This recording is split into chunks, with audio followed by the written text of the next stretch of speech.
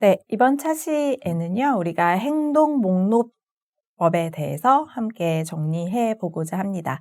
네, 이전 차시에서 여러 가지의 아동의 관찰의 방법들 한번 정리해 봤는데요.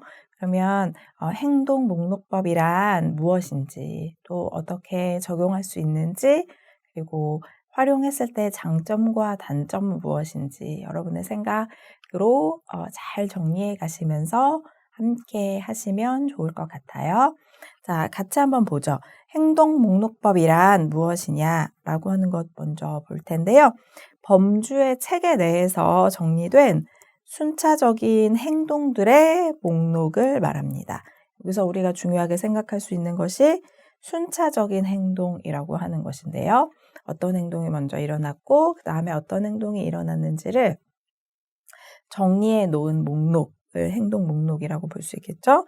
그래서 행동 목록법 또는 체크리스트는 관찰하고자 하는 특정 행동의 목록을 정하고 행동의 출현 유무를 관찰해서 기록하는 방법이라고 볼 수 있어요. 그래서 행동이 나타났느냐 나타나지 않았느냐를 관찰하고 기록하는 방법을 행동 목록이다라고 하는 것으로 우리가 정리해 볼 수 있을 거예요.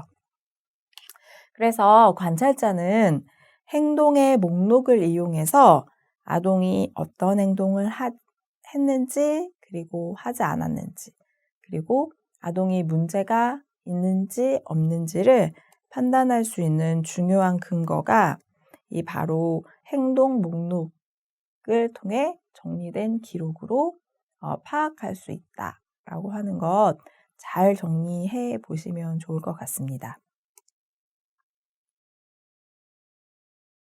그러면 우리가 행동 목록을 어떨 때 활용하는가라고 하는 부분 한번 살펴볼 텐데요. 행동 목록을 사용하는 목적. 그래서 다양한 방법을 우리가 활용해야 되는데 이전에 배운 차시에 나왔던 여러 방법들 중에 한 가지만을 활용해서 아동을 관찰할 수는 없다라고 하는 거 우리가 같이 정리했었죠. 그러면 우리가 행동 목록을 사용하고자 할 때는 어떤 목적을 가지고 사용하는지 한번 보죠. 첫 번째로 어느 한 시점에서 어떤 특정 행동이 일어났는지 일어나지 않았는지라고 하는 부분을 관찰해서 관찰 대상의 현재 상태가 어떠한지를 보고자 할 때 이 행동 목록을 사용할 수 있다라고 하는 것이죠. 예를 들어 요즘에 아동들이 정서적인 문제를 가지고 있을 때 불안과 초조 증상이 나타나고 또 마음속에 어려움이 있을 때 틱 증상이 나타나는 것을 볼 수 있어요. 일반적으로 눈을 깜빡이거나 아니면 조금씩 눈 알을 움직이거나 하는 그런 틱 증상이 많이 나타나는데요. 그 행동을 우리가 관찰하고자 할 때 지금 현재 우리 반 아이의 상태에서 틱 증상이 나타나는가 나타나지 않는가를 보고자 할 때도 우리가 행동 목록을 사용할 수 있다라고 하는 거예요. 그렇게 활용할 수 있고 두 번째 방법은 현재 상태를 평가하는 게 첫 번째이고 두 번째는 시간에 따른 발달의 변화를 알고자 할 때도 사용할 수 있다라고 하는 것이죠. 그래서 틱 증상이 언제 나타났는지 또 여러 번 나타났는지 이런 부분을 확인하고자 할 때도 우리가 행동 목록을 사용할 수 있다라고 하는 것이죠.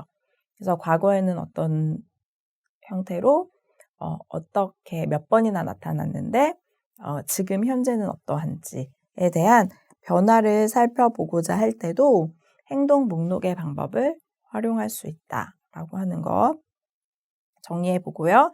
다음에 두 번째 행동 목록은 학습 목표, 그 다음에 발달의 지표로부터 구성되어진다라고 하는 거죠. 그냥 어떤 행동 봐야지라고 해서 행동 목록을 사용하는 것이 아니라 학습 목표가 잘 이루어지고 있는가라고 하는 부분을 볼 때 지금 현재 이 연령에 나타나야 하는